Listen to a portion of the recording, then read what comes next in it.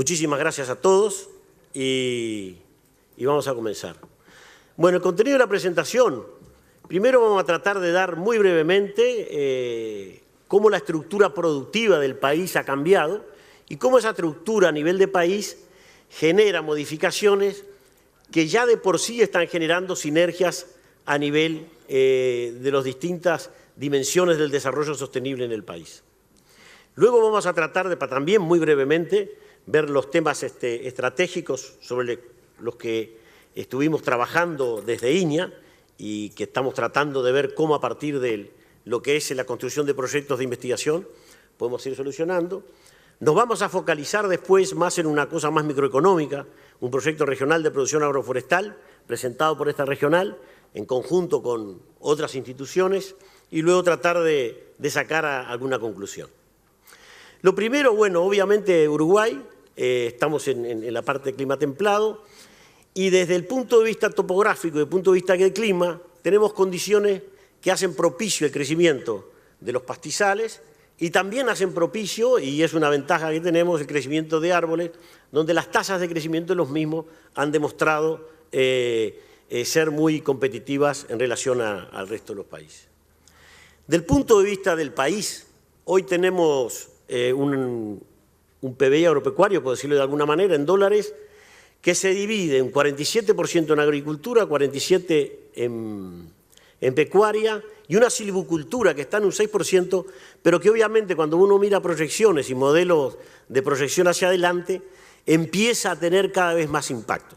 Fíjense ustedes que de las inversiones más potentes que ha tenido el país últimamente a nivel agroindustrial, una es la planta de Botnia que tenemos UPM hoy en Fray Bentos y se está construyendo otra y por lo tanto es importante esto porque no solamente producimos árboles en el sector primario, sino que estamos construyendo agregado de valor a nivel de la industria. Y genera además ocupación de puestos de trabajo de calidad. Y esta es la evolución. Ustedes pueden ver allí que la silvicultura viene avanzando en forma importante, pero sí un actor que aparece muy fuertemente es también la agricultura. Y lo que queremos plantear es que del punto de vista de no centrarnos tanto como se sienta la gente a veces en el sistema productivo, sino el sistema productivo es una consecuencia de que alguien está tomando decisiones. Será un productor agropecuario, será una empresa, pero alguien decide e interactúa con los recursos naturales a efectos de que ese sistema productivo de alguna manera someta a determinadas presiones a los recursos naturales que están dentro de ese sistema. El problema que hay, que tuvimos quizá una relación de competencia durante muchos años, donde estos sistemas prácticamente competían entre sí y no había casi sinergias. Y ahora un poco tenemos que aparece una interacción entre la forestación y la ganadería, inicialmente en el país, en el 1950, a partir de un modelo neozelandés, ustedes ven todos esos cuadritos de monte que hay distribuidos a lo largo del país, fueron montes sembrados fundamentalmente para interaccionar con los predios ganaderos. Pero luego, ahí digo, hay oportunidad para el crecimiento de sistemas silvopastoriles, está la agricultura, sistemas pueden ser agrícolas forestales, sistemas agrícolas ganaderos, pero todos estos, están compitiendo por un mismo recurso, que son los recursos naturales. Lo que se ha vuelto cada vez más escaso es la tierra, y esa tierra que tenemos, que es un patrimonio del país, debemos de tratar de ver cómo hacemos para explotarla de la mejor manera, obviamente sacar un excedente económico, poder tener puestos y trabajo de calidad para quienes trabajan en ella, pero también tenemos que mantenerla y preservarla para las futuras generaciones. Y eso es consecuencia, esa presión es lo que mostramos acá, la evolución del precio de la tierra. O sea, la tierra ha evolucionado fuertemente y obviamente que es la competencia por estos agentes lo que lleva, digamos, a que la tierra evolucione de esa manera. Y hay algo que tenemos que tener en cuenta. Lo único que no vamos a poder cambiar de todo es la tierra. Las hectáreas que tiene el país no las vamos a poder multiplicar. Y vamos a tener que seguir viviendo, explotando y sacando excedente económico de esa tierra, y por lo tanto aparece allí como que la rentabilidad privada de corto plazo a veces habría que mirarla con una mirada más larga, de largo plazo, tratando de apuntar no a un retorno muy alto, quizá en el presente y que degrade los recursos naturales, sino a un retorno que permita una sostenibilidad a nivel de la economía del país. Fíjense que esto se expresa a nivel económico, y quise poner un indicador sencillo acá, en lo que está dispuesto a pagar un agente económico por el uso de ese recurso. Y lo que puse como indicador, se me ocurrió poner los arrendamientos. Entonces, por un arrendamiento ganadero en promedio se paga $73, por agricultura de secano 371, por arroz 131, por lechería 157, por forestación 114, 188 por sistemas agrícolas ganaderos, 114 agrícolas lecheros y 134 por los lecheros ganaderos. Entonces, obviamente que los agentes económicos están dispuestos a pagar distinto, pero obviamente detrás de cada uno de estos sistemas que estamos planteando acá hay una presión distinta en el recurso en que estamos empleando. Y yo creo que no es casualidad que se pague distinto. La agricultura de secano, digamos, somete al recurso tierra a una presión bastante más fuerte que la que puede someterlo un recurso ganadero. Pero obviamente que tenemos que trabajar y tenemos que tratar de ver cómo combinamos esto, porque vamos a tener que seguir combinándolo para poder generar excedente económico, generar empleo y seguir trabajando. Y a modo de gran número, tenemos 16.400.000 hectáreas aproximadamente agropecuarias, 57.000 establecimientos agropecuarios, una población agropecuaria de 190.000 personas, 157.000 trabajadores agropecuarios, un área forestada de 972.000 hectáreas y 850.000 hectáreas de bosque. Ahora, de esas 972.000 hectáreas de monte, no son todas plantadas, sino que hay áreas de bajo, hay cortafuego, etcétera, lo que hace que de esas 972.000 hectáreas exista entre un 30 y un 40% de tierras que pueden ser perfectamente aprovechadas por el ganado. Y obviamente lo mismo sucede con los bosques naturales. A partir de discusiones que hemos realizado en INIA, y obviamente que nosotros en INIA tratamos de trabajar lo más cercanos de la demanda y generamos discusiones a efecto de poder asignar de la mejor forma los recursos que nos otorga la sociedad para que nosotros hagamos la tarea que hacemos, hicimos varias reuniones con distintos agentes, con nuestros técnicos, con agentes externos, etcétera, tratando de identificar algunos temas que obviamente hoy conforman un paquete de necesidades a las que tenemos que dar respuesta. Yo creo que el sector agropecuario cambió y hoy, de ser un sector agropecuario que tradicionalmente producía alimentos y fibra, es productor de alimentos, fibra y calidad de uso de esos recursos naturales o no calidad, obviamente. Pero obviamente que entran en juego, dada la relación entre comercio y ambiente, un tema como la agroenergía, como los gases de efecto invernadero, como cómo hacemos para seguir produciendo, pero a su vez manteniendo biodiversidad y recursos genéticos. ¿Qué hacemos frente a un cambio que nos afecta a todos, que es el cambio climático y la variabilidad? Un componente clave que lo estuvimos viendo en las presentaciones que me antecedieron, como la sanidad animal, la calidad y la inocuidad de los alimentos y la gestión de los suelos y las aguas. Ahora, todo eso, obviamente, combinado, es lo que nos va a afectar la productividad, la competitividad sistémica y el agregado de valor que podamos hacer a partir de esos sistemas. Y hay algo muy importante quizás, que está acá abajo, y es que para que esto suceda, tenemos que avanzar en lo que llamamos innovaciones institucionales. Mucho de la parte del conocimiento que hay detrás de cada uno de estos círculos no están en la misma institución. Y muy probablemente lo que tenemos que hacer es tender puentes entre las distintas instituciones que estamos trabajando para poder dar cuenta de la complejidad de esta temática que tenemos. Es así que el tema que nos desafía hoy es cómo hacemos para tener sistemas sostenibles. Y esto plantea un equilibrio muy difícil entre lo que son los objetivos económicos de crecimiento, participación y eficiencia, objetivos ecológicos de integridad del ecosistema, manejo de la capacidad de la carga, la biodiversidad y cómo esto lo vincula a aspectos globales, y objetivos sociales, por supuesto, como la aceptación de esos sistemas productivos por la sociedad, la participación que la sociedad tenga en esos sistemas productivos, la movilidad social y la cohesión social que generen, la identidad cultural y ese desarrollo institucional. O sea que hoy, digamos, de que cuando empecé a estudiar agronomía, la problemática básica de un agrónomo era ver cómo hacíamos para incrementar productividad. Y eso era la función. Hoy, digo, hemos incorporado otras cosas que creo que son tan importantes como las otras y sobre las cuales a la hora de trabajar debemos tener en cuenta. Hemos visto con las presentaciones que nos antecedieron, las tres, de que obviamente hoy el mundo cambia y en un país como Uruguay, con 3.300.000 habitantes, con una demanda alimentaria totalmente satisfecha desde la década del 30, todos los excedentes nuestros se vuelcan al mercado de exportación, mercado internacional cada vez más exigente, volátil, etcétera, pero al que debemos atender para poder captar divisas. Las relaciones entre el comercio y el ambiente son cada vez más fuertes y eso yo creo que los participantes anteriores lo mostraron y creo que esa certificación de que cuando uno trabaja lo hace con procesos que son amigables con el ambiente se vuelve cada vez más importante. Dar respuesta a los cambios exigidos por el consumidor, también lo vimos. El tener productos diversificados para atender una diversificación de demanda, que obviamente también tenemos que atenderla, y lo otro que cambia fuertemente. Trabajar en lo que es calidad intrínseca y extrínseca de los bienes. Intrínseca, si hablamos de carne, es jugosidad, terneza, marbling, etcétera. Son las propiedades que tiene el mismo producto. Y la extrínseca es cómo hago yo para producir ese bien. Es si lo hago agregando mucha hormona o lo hago agregando mucho agroquímico, etcétera. Entonces, eso hoy el mundo lo exige.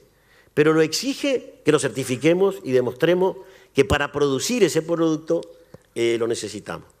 De las características de calidad extrínseca, que creo que nos están dando un posicionamiento excelente a nivel de la parte de la carne, son todo lo que hemos logrado con esto de la trazabilidad, con lo que hemos logrado en el valor de la sanidad animal, libre de vaca loca, cuarto país libre de vaca loca en el mundo, que nos diferencian, digamos, de alguna manera, de ese país, como dicen anteriormente, poco conocido a nivel mundial.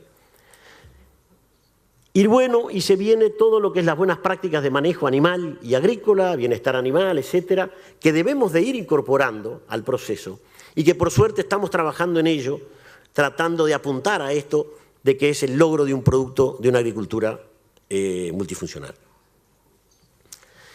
También quería, mi área de conocimiento es la economía, pero creo que muchas veces vengo a estos foros y lo único que se habla son de márgenes brutos e ingresos netos. Eso es cálculo privado de ganancia y yo creo que hoy tenemos que tener en cuenta que hay otras cosas que están pesando. Y sí tenemos que tener obviamente un cálculo de ganancia bueno, positivo y que nos permita un desarrollo humano adecuado, pero también tenemos que tener en cuenta que ese beneficio humano que nosotros hacemos como agente económico no vaya en desmedro del medio de vida con el que estamos trabajando. Y ahí simplemente a título de ejemplo, como que una externalidad positiva en los sistemas son el espacio abierto, la biodiversidad, las funciones del ecosistema como protección de suelo, soporte, fauna y microorganismos e insectos. Y obviamente que cuando uno entra en un sistema agroforestal o silvopastoril, estas cosas empiezan a pasar y pasan bastante. Pero también cuando explotamos el suelo, y ahí depende de cómo lo hagamos, podemos provocar erosión del suelo, reducir la biodiversidad, podemos tener pérdida de materia orgánica, contaminación del agua, podemos hacer un agregado excesivo de pesticidas y de pesticidas agresivos al medio ambiente y debemos de tener en cuenta las emisiones atmosféricas que sobre todo en la parte ganadera pesan muy fuertemente.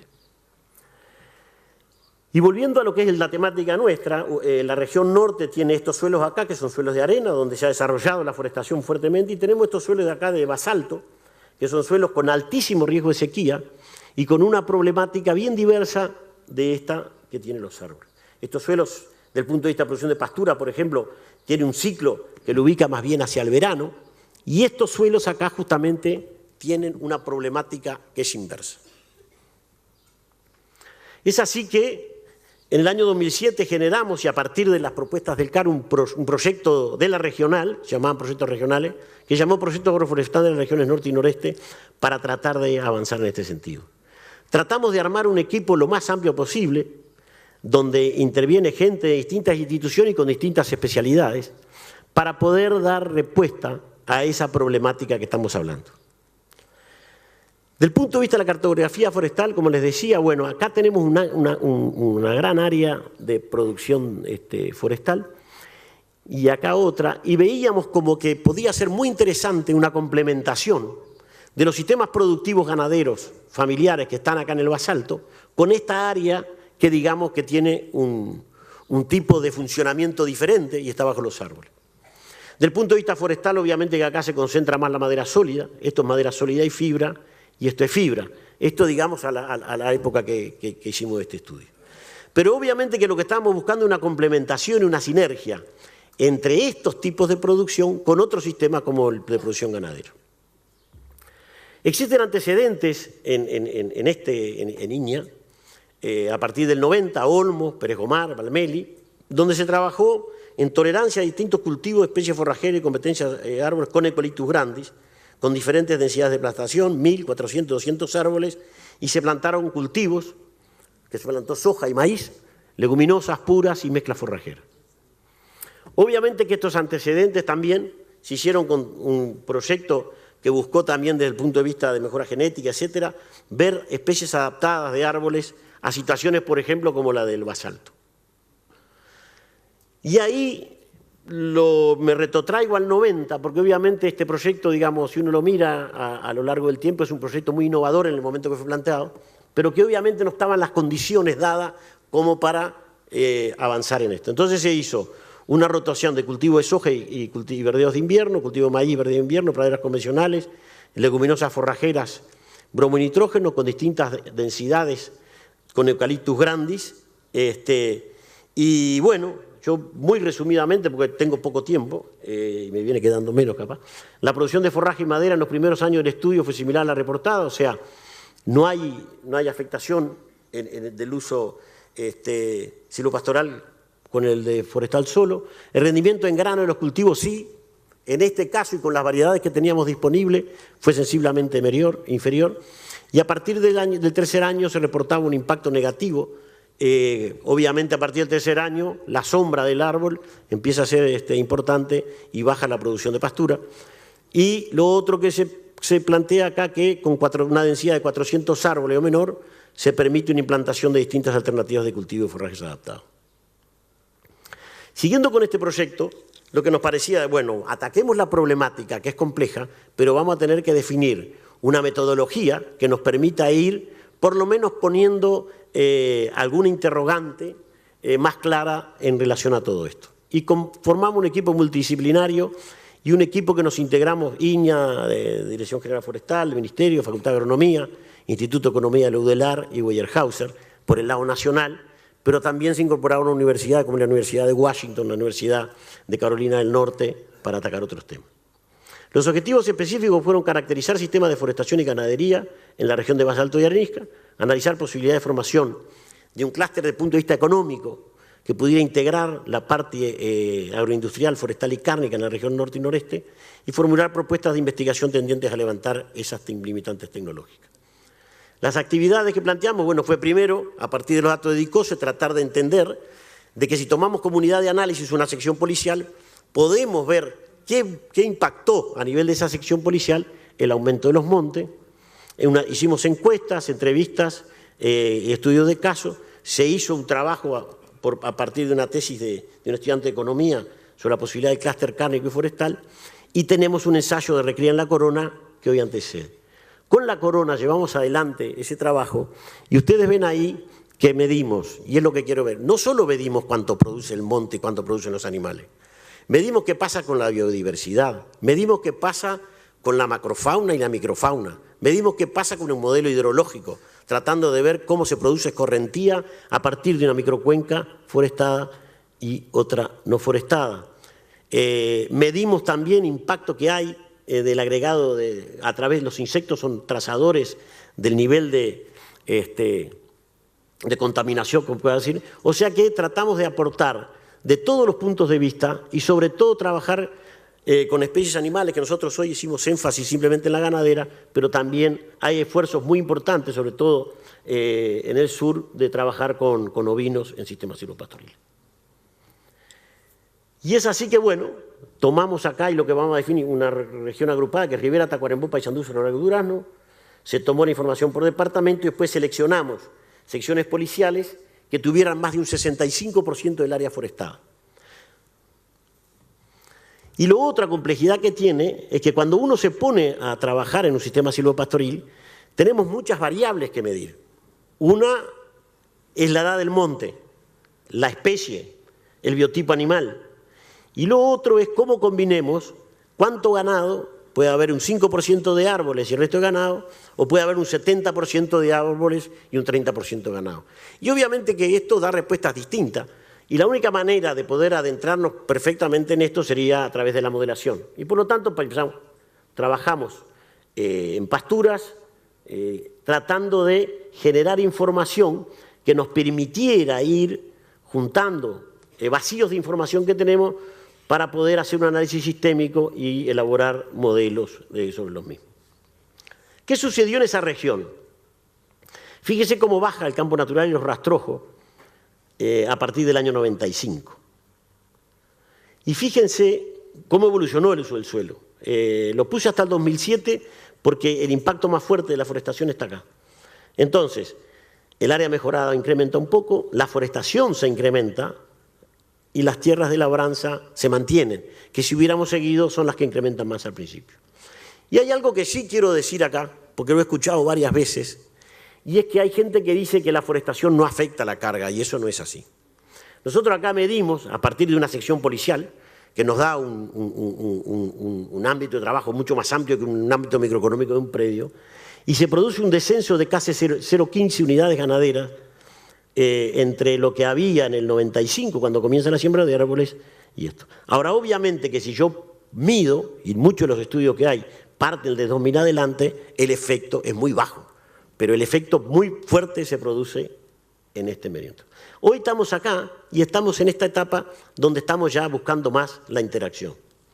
Hicimos un estudio de caso que simplemente lo traigo para efectos de presentarlo, y nos encontramos con que hay poca información registrada a nivel de estos sistemas que tienen los productores como para poder profundizar en términos de registros que podamos cuantificar más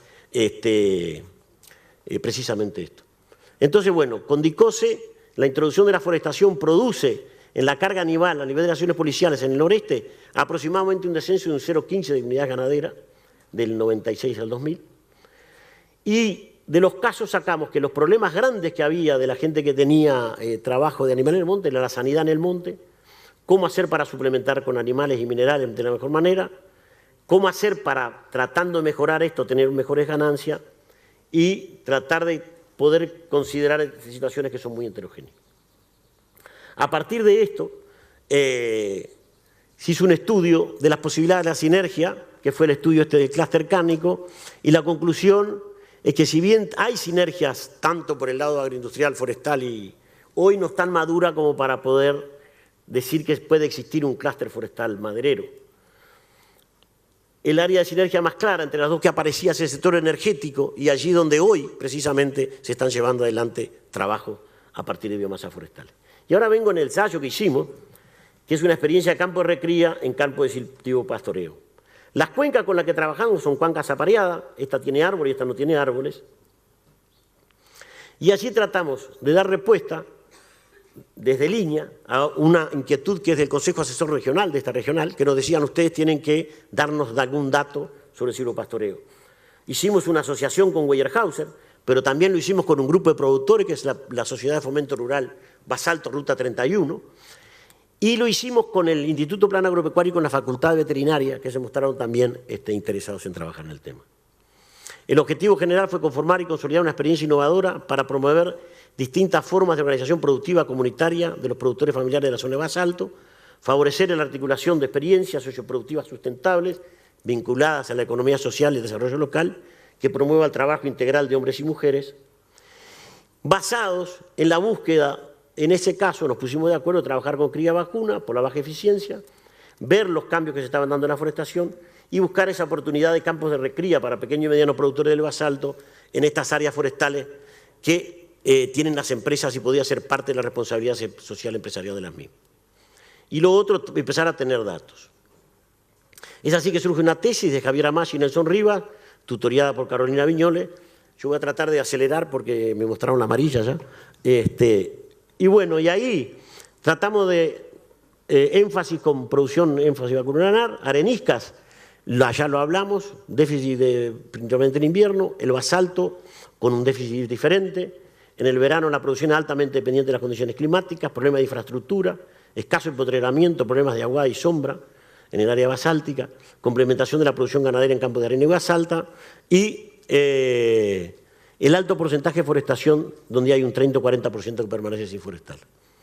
Hoy tenemos 972.375 hectáreas de bosque. Si nosotros ponemos que podemos utilizar y podemos utilizar más eficientemente entre un 30 y un 40% de la superficie de esos predios forestales, nos sirve, bienvenido señor ministro, para poder contar con un área que tiene un funcionamiento distinto del pastoril, que no tiene árboles, y poder usarlo, por ejemplo, para mecanismos de adaptación al cambio climático. Pastoreo y plantaciones que genera ingresos más tempranos con los turnos forestales, reducción de los costos de control de las malezas, baja el riesgo de incendio, mejora en el balance de gasto de invernadero, que yo creo que esta es de las cosas que tenemos que mirar más cuidadosamente. Esto del balance de los gases de efecto invernadero, creo que hoy comenzamos, pero estamos compitiendo, estamos trabajando en primera división y son de las cosas que nos van a empezar cada vez a mirar más fuerte. El Ministerio está trabajando en eso y sé que están tratando de avanzar en ese sentido y es un tema más que clave. Y acá lo que tratamos, yo voy a pasar rápido ahora porque de trabajar con terneras de 2 años de edad para poder ver cómo hacíamos en una experiencia de campos de recría, de tener esas terneras que eran de esos productores de basalta, sacarlas en el verano y ponerlas en estos campos forestales. ¿Qué ventajas había determinada en la literatura? Y esto es básicamente el trabajo de los tesistas. Ventaja de la sombra sobre los animales, más tiempo destinado a pastorear y rumiar, mayor consumo de alimentos, disminución de los requerimientos del agua en los animales, incremento de la eficiencia de conversión alimentaria, mejora en la producción, mejora en comportamiento reproductivo y mejora en la tasa de supervivencia de los animales. Hay muchos trabajos y están todos puestos ahí y hay una miscelánea de INAH, que la publica como editor Rovira, donde se hace un análisis bastante pormenorizado de este tema. La recría en forestación también, hay mucha observación empírica positiva de diseños silvopastoriles previos, hay pocos registros físicos que anteceden, hay un trabajo de Simeone que habla de esto, y por lo tanto vemos la necesidad de tener datos más objetivos. Y acá vemos como problema, un problema de cría de productores familiares del área basáltica, que cuando llega el verano tienen una crisis grande, son muchos de ellos criadores y resienten la fase reproductiva, tenemos estos campos forestados sobre los suelos de arenisca y por lo tanto de esta sinergia puede aparecer un aumento de la eficiencia y la cría en este tipo de productores, asociando productores de basalto con productores de arenisca. La hipótesis es que pastoreando campo natural en un área forestada con pinostadea permite aumentar la ganancia de peso y crecimiento a través de un uso más eficiente del pastoreo y llegar a esa edad de los años. Determinar las tasas de ganancia, medir tasa de crecimiento, evaluar las terneras, a qué edad asoman la puerta y evaluar el tiempo diurno de las terneras pastoreando la pinostadea. Y acá está el área de trabajo, que ustedes ya la vieron, pero acá es simplemente agregando, esta es el área forestada, esta es el área sin monte, pero sí nos permite poder contrastar estas situaciones. Es un área de 184 hectáreas de suelos de prioridad forestal, 110 hectáreas, 60% son forestadas, 40% son campo natural. El monte de Pinos Tadeo se plantó en el 2003, densidad inicial de los árboles 1000 árboles por hectárea, se ralea en el 2006 hasta 670 árboles, se poda hasta el 50% en el 2008. 74 que son de campo natural solo. Ahí tienen más o menos la imagen del ensayo donde estuvimos trabajando. Y esto es una fotografía, entraron 173 terneras, el origen son de 8 productores, le pedimos a la Sociedad de Criadores de Basalto que ellos seleccionaran los productores, entonces acá también hay algo de esto institucional que dijimos, tuvimos que acordar cómo una empresa pequeña se vincula con una empresa grande, Traza Hereford, y bueno, y estas son las determinaciones, yo no los quiero aburrir mucho con estos datos que son más bien de experimentación. La tesis está disponible en INAH, si ustedes la solicitan, se la podemos acercar. Y una de las cosas que sí vimos, que en el primer enmiendo no se suplementó y tuvimos pérdida, y aparece la suplementación invernal como una herramienta estratégica que permite mucho mejores números al final del ensayo. Bueno, la suplementación, digo, un detalle, se suplementó con afretillo de arroba, 0,7% de peso vivo, se hizo infrecuente lunes, martes y viernes, y bueno, no quiero entrar en mucho detalle. Ahí está cómo se dividieron los potreros, uno es con suplemento, uno es con monte y suplemento, y el otro con monte y sin suplemento, y otro con monte. Hubo muchos problemas sanitarios, pero pero se arreglaron todos. Acá es una imagen del monte, la discusión de los resultados. El tratamiento que alcanza mayor peso vivo al finalizar el periodo experimental fue el de campo con monte más suplemento. Ahí tuvieron las mayores tasas de ganancia. Las terneras pastoreando la cuenca con monte tienen mayores tasas de ganancia de peso en primavera y verano y menores pérdidas de peso en otoño que las terneras pastoreando la cuenca sin monte, lo que determina que alcance una edad de peso vivo a los 2 años de edad. La pérdida de peso invernal no pudo ser evitada en los primeros 45 días con una suplementación infrecuente, es de las áreas de mejora. Este ensayo estamos tratando de continuar, estamos repensándolo a ver cómo lo seguimos, pero obviamente que creemos que arroja datos más que interesantes. De todos los estudios realizados, surge que existen sinergia a distintos grados, tanto a nivel de país, a nivel de la región, como a nivel microeconómico, que se pueden dar entre estos sistemas. A nivel de país se ha conformado una estructura económica que involucra sectores ganadero, agrícola y forestal, y donde se están conformando estructuras de inversión que permiten agregar valor a las mismas. A nivel de la región, si bien se detectan sinergias, me estoy refiriendo a la región norte y noreste, aún no hay condiciones dadas como para establecer un clúster económico forestal cárnico. A nivel microeconómico, sí aparecen sinergias entre la producción ganadera y forestal, que los vimos a través de la mayor ganancia de las terneras. El establecimiento, además de un vínculo formal entre pequeños y medianos productores de basalto con empresas forestales, representa una vía de sinergia productiva que permite hacer una mejor recría en campos de arena de estas empresas. Comentarios finales. Primero, entendemos que un producto que ustedes no lo ven, pero sí lo vemos lo que trabajamos acá, fue la integración de gente que trabajaba en Estanzuela, en Las Brujas, en otras instituciones y en este mismo INIA, para tratar de, venían acá, se iban a la corona, unos medían pájaros, otros medían macrofauna y microfauna del suelo, otros medían el peso de las terneras y otros medían el pasto. Y esa complejidad es la que quiero transmitir. La problemática que tenemos por delante es una problemática compleja. Quien crea que tiene soluciones fáciles para las problemáticas complejas, señores, está equivocado. Quien vino aquí a buscar una receta, está equivocado. ¿Podemos qué? Podemos ayudar a pensar y a reflexionar entre todos. Pero cada uno de ustedes tiene un campo determinado, con una determinada mano de obra, con determinadas restricciones, que quienes mejor conocen son ustedes. Y por lo tanto, tratar de ver qué de esto sirve es un problema de gestión que cada uno tiene que llevar adelante. Entonces, la necesidad de investigar con un enfoque sistémico es clave. Y creo que es clave generar equipos transdisciplinarios, multidisciplinarios. Complejidad de la temática exige esos equipos. Es necesario desarrollar mejores modelos de manejo de plantaciones que aumenten su capacidad para proveer fibra de madera y servicios ecosistémicos. Tenemos que trabajar más en eso. Cómo hacer para tener mejores servicios ecosistémicos y comercializar mejor estos bienes nuevos que aparecen en la economía, que no son los tradicionales, pero que comienzan a tener un valor más que importante. Investigar y diversificar especies forestales. Por ejemplo, acá tenemos un programa que está encarando Sora Benalci, tratando de trabajar con nuez pecan, con prosopis. También tenemos, trabajando acá en la magnolia, otro tipo de especies, para ver cómo estos otros tipos diversifican esa matriz productiva.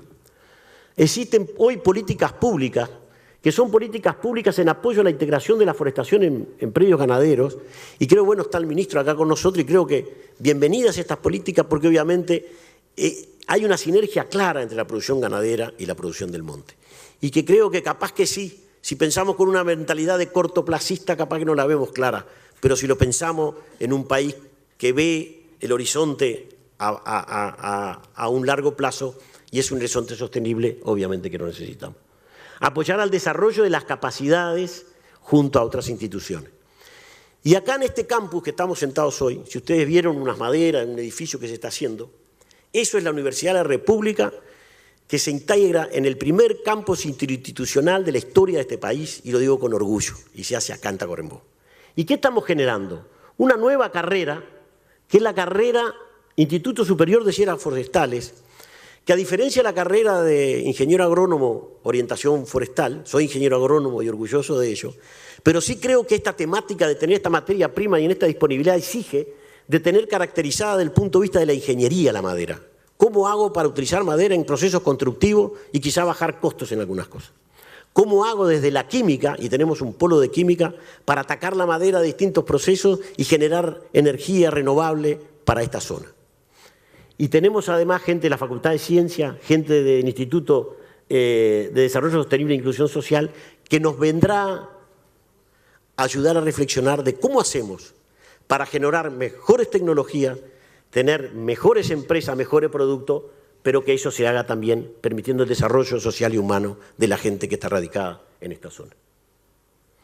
Esto que, para terminar, quería mostrarles el acuerdo institucional. Esto que ven acá en rojo es el INEA. Esto es lo que va a ser la universidad. Tenemos un convenio con la ANEP y la UDELAR por la tecnología de la carne. Tenemos instalado a la dirección del laboratorio veterinario Miguel Cerrubino en este campus. Y bienvenidos todos aquellos que quieran ayudar y sumarse a este emprendimiento de búsqueda de soluciones para tener un país cada vez más sostenible. Estamos trabajando en la construcción de territorio inteligente y eso obviamente no lo podemos hacer solo. Necesitamos el apoyo de ustedes para seguir trabajando. Muchas gracias.